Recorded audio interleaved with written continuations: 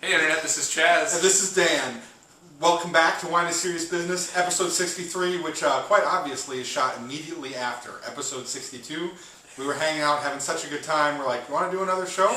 Yeah, let's do another show. So Seisha is back, along with Marcy, who is Seisha's sister. She's out visiting from Wisconsin.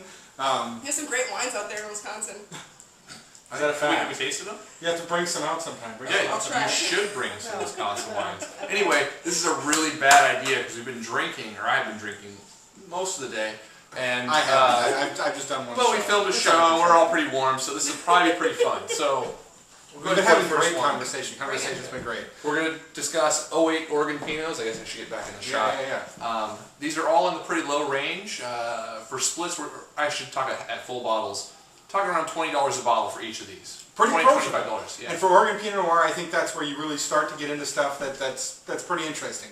Every once in a while, you have some exceptions that are really solid wine below that price point, but about $20 is where you really start to get into it. Do either of you have any standing opinions on Oregon Pinot Noir at all? Any?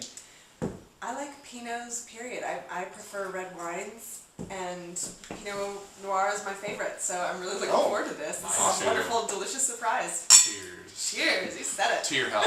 Thank you. To yours, and to fitness. For fitness, and for health. For fitness. Okay, so yeah, the first wine we're drinking today is the Willikenzie Estate 2008 Estate Cuvée Pinot Noir. I picked this up at the winery when we were out doing the Century Club. Nice. Yeah, the price for a split was $12, so around $25 a bottle is probably what you find at retail. So we got some reactions right there. The nose is it moving you even? It's moving me. Oh. Inappropriately, apparently. Across dimensions. The cross between like some ripe cherry fruit and a good amount of oak detectable on the nose, yeah. And a bit of like that forest floor funk going on. I'm getting like some faint heat, not like a burning sensation, but just kind of like just a hint of just it warm. on the nose there. Yeah, nice warmth. That's a good. What Yeah, the kind of cherries warmth? are definitely Is it showing. Fire warmth or alcohol warmth? It's the hint of alcohol Campfire? warmth. Campfire. The hint of alcohol warmth. Yeah. But you know, you get a little sunshine kind of thing going on.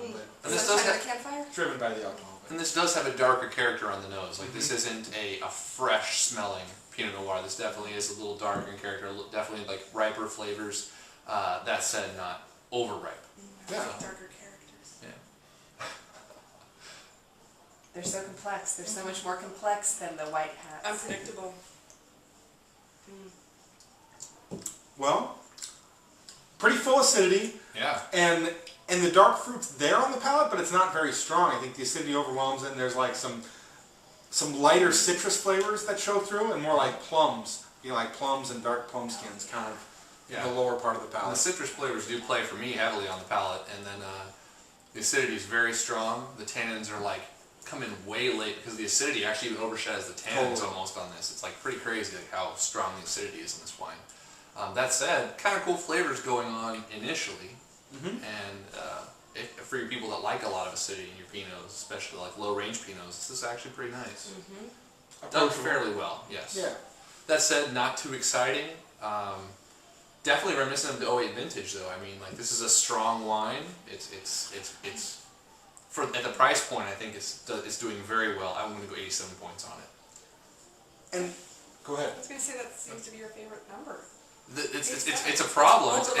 It's a problem. Like we were just talking about this. Like there's a range that we definitely get stuck scoring in, and that's because we drink a lot of wines that are in the same quality level. To bring you a show that would bring you 95-point wines would cost us an arm and a leg. Which is why Marcy's going to win the lottery tonight. Nice. I am. Can we film a 95-point show if you We win the can lottery? film a 95-point show. There you go. It's sealed. Powerball. Before I become professional. And we're really due to bring you guys another 75-point show one of these days here. Yeah. We've been thinking about lining it up. I guess in the works. Maybe you can tell us what you're excited about. We've got some Boone's Farm we're considering. And we're also considering to do some more gimmick wine. Yeah, we're considering like the blind Australian Shiraz that you can buy at a convenience store. So like 7-Eleven or Plaid Pantry only. The bottom of the bottom shelf once again. Yeah. So Part due. Yeah, we in French. Literally. In French. So we can see how that goes. I think this wine is more structurally driven, despite the fact that the characters are kind of light. If you like more of that earthy note, while the tannins aren't dominant, the acidity in the tannins are still strong and full on this wine and leave more of an impression with me than the fruit does. Not that the fruit's weak, but it's underneath the structure. So if you like your Pinot Noirs more structured, I think this could be really up your alley. Not doing it for me as much, but still some good things going on. Also 87, man, we're at a really consistent haul with that score there, but that's where I'm at. Can I ask, as not a connoisseur, if you feel, how would you describe it if you feel something that's like a little chalky or dryness left on Exactly like that. Those are both words we use all the time. Really? Chalky and dryness. Yeah. Chalky and dryness. You're on the tongue. ready. I'm ready. Early or Nice. late? Yeah. Do you get that? Like towards the end or all the way across? Or when do you experience that? Well, after everything else goes away, so I guess it's an aftertaste, Sure. but not so much an aftertaste as an aftertexture. Is that Yeah, possible? no. Totally. Totally. On the finish. Yeah. So what happens is like the acidity sort of dries the tongue out, and like the tannins actually do some work too, where they sort of grip the cheeks and the gums, and that'll dry those out, and it can create like a chalky or like I call a pumice texture sometimes too, Ah. Yeah. like crushed pumice, and so yeah, it's totally Sounds normal. nice. Yeah. Nice. Well, so here's the chance. I guess like parting impressions too. So tell a handful of strangers. What would you like to tell them about this wine? How would you explain? Good call. This may be very strange, but Totally. but the first thing that I feel like is the first hit of it on the tongue is the same sort of hit that I get from a margarita. So there's a little bit of lime, which Totally. The citrus. Totally. Okay. Yeah. Okay. And so that's the first hit that I get, and then what is left is street chalk. Nice. She's good Wow. at this. Yeah. Damn. Cool description. Your turn. Your turn. We'd shine the light on you if we used fancy lighting. Not yet. Could you insert little sparkles coming off of my smile too? Maybe? Throw glitter at your face. After we get the website up. After we get the Is website that kind up. of an after texture or? I taste glitter. I taste glitter. Literally. That was in episode 62. There was glitter on There the was third glitter. wine in Nice. series. Wow. Glittery. Yeah. This is gonna be silly, but I don't have the same vocabulary. It's never silly. Okay. It's never silly. It's like licking silk, Nice. Oh. I use silky all the time. but it's not just like the silky, like Okay. watching the milk pour out of the carton kind of silky. It's like the when you have actual silk from worms and it's woven into fabric and there's that tautness, and then if you get liquid on it, like if you're painting silk, and it's that kind of like almost makes stretching a the hint of color sense, across yeah. the silk, and if you that on your tongue. Or if Awesome. you have a silk scarf from Bursa, and you And you just lick lick it. Yeah, not that that's happened to her before. No. It's kind of Sweet. like how old polyester can smell like taco meat. Don't ask me how I know that. Do you But have a lot of old True. polyester? I have an And old now you know what polyester Chas suit I wears bought on off the eBay. weekend. Oh, man. Maybe we'll bring that on for a Yeah, I'll have show. to wear that for a show. All right. It's got a collar out to here. It's The pretty fancy sweet. dress. Old stuff. old polyester. Can you pop that collar? Yeah. No, you don't want to pop that collar. Actually, Yeah. it's better with it down. Yeah. On to Right. wine number 2, we're going to Yeah. get some rinse going. Alright. Chaz, your wine's... You're behind. Chad is ready. I'm All right. behind for like the first time ever. Rinse. Tell us about this wine, Chaz. All right. So this is the 2008. 2008 Evesham Wood Pinot Noir Eola Amity Hills. So they do 2 different bottlings for their non-single vineyard bottlings. The Eola Amity and the Willamette Valley.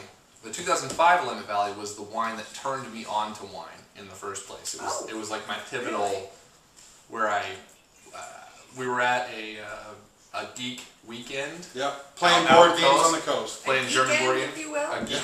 Nice. A geekend. I like that. I like you. That should. So, a friend of ours brought like 6 bottles of this out. And I What's think up, I- Steve? Steve Guernsey, what's up for turning me on to wine, you asshole. But essentially, like it was like, you know, I was blown away by the fact that I could drink something that was alcoholic that actually tasted good and made me think about it. It was the first time that like I'd have like margaritas, like okay, it's tasty and I can put it down and I'm just getting drunk. This was the first time where I wanted to taste it. It was like it's another dynamic to a meal almost. It's like you've got your starch or your vegetable and your meat, and like for me now there's the wine. Like that is also a portion of the meal, and that's like sort of what happened that weekend. And The eye opener. yeah, and Evsham Wood did it. So let's see how this is. Sorry, I rambled a little No, bit. that's good there. stuff. That's good stuff. Drunk rambling. Personal stories. 2008. And it's based in the other Salem. Yes. Any city named Salem is a city for me. It's a wonderful Salem. And it's a little ways south of here, so it is like significantly different soil than the Willackenzie. How so? Boy, I'm not enough familiar with the geology to describe that directly, but it is a different it's a different AVA. Okay. So. Getting more like grapefruit on the nose here, like some raspberries. I was getting like whetstones. Yeah. Nice. Yes. Nice. Yes. And one thing that is coming off less with this wine, but maybe a little bit, is that some of his wines are definitely muddy. Like you can actually smell like wet mud or clay. Yeah. That's exactly good, what I was yeah. looking for. And Evsham Wood is, And I don't stylistically they're very in line. Like a lot of times, like their wines are all in line with each other. And I don't cook enough with fresh herbs, but I'm getting something herbal on here too. Maybe Yeah, maybe thyme. like a thyme. That's what it is. Thyme. Okay, nice. More people, it just gets easier. Yeah. The vocabulary between four is huge. Ding, ding, ding. I prefer not to talk and just to drink.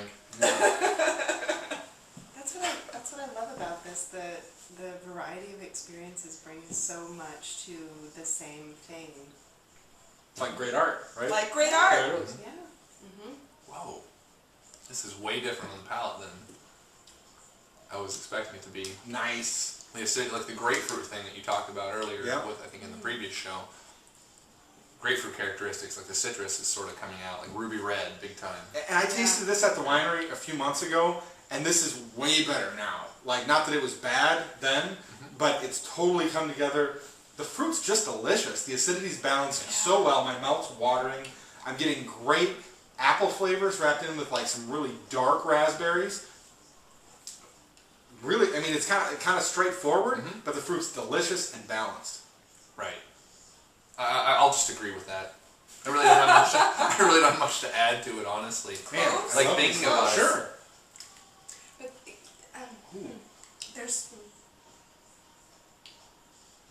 There's newly blackened wood, like newly burnt wood, like the Yeah. beginning of the campfire. When Toasted the wick oak? just yes. Little toasted oak. little Little toasted oak. It's actually, so a lot of these wines, or this wine I'm guessing probably in particular, was probably aged in oak.